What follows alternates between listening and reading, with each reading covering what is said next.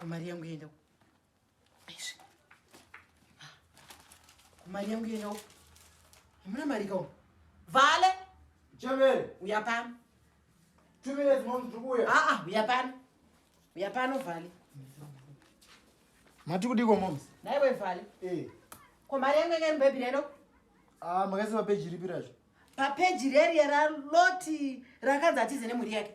akaniyo moms handipaya painzi loti atize ndiye akatiza kane mari loti wembaibhiri otiza nemari yangu ndiye lotiza kane mari pakanzi hazvina senzi izvozvo saka tinotoda kuita chichembere chacho checho hana aiwa moms handiloti pakanzi atize ndiye akatiza kane mari yenyu iwe idzi ingano dzemubhaibhiri dzinotitendeudza lotanda loti vakafa kudharadhara ndobvatiza nemari yangu moms hamusi kunzwisisa pakanzi loti atize ndiye akatiza nemari yana mari mwese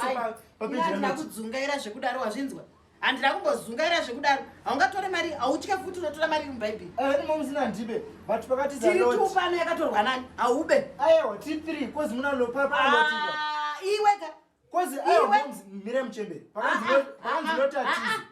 nyarara nyaya yako ndoda mari yangu moms mirai ndoda mari yangu pakanzi loti atize pamwe aiwa moms mire munze moms hautye bhaibhiri hautye mwari inotsvaka mari yangu hapana padyari mapisa haugari moms amauro ndidzvanyira hanipa imati makati makaseva peji raloti loti pakatiza nemari yenyu moms loti ngatsvage loti moms ndatovhara nziva chambotenda moms ngatsvage loti uda ndikureva kura ini moms avo inandikwane loti ndiyakatiza nemari indeganipe hazvitona ndinoona bhori reman city moms kozi loti ndiyakatiza nemari yenyu uya nemari yangu kusiti kwacho ikoko aiwa moms mirai aiwa zvinenge zvakubvana kuti moza wacho anenge andiitira sei ndokandikobeto mumari nyikabuda endaunoya nemari yangu kusiti kwauri kuenda ikoko loti ndiyakatiza nemari yenyu zvaloti zvokupenga izvo asi unomwa mutoriroka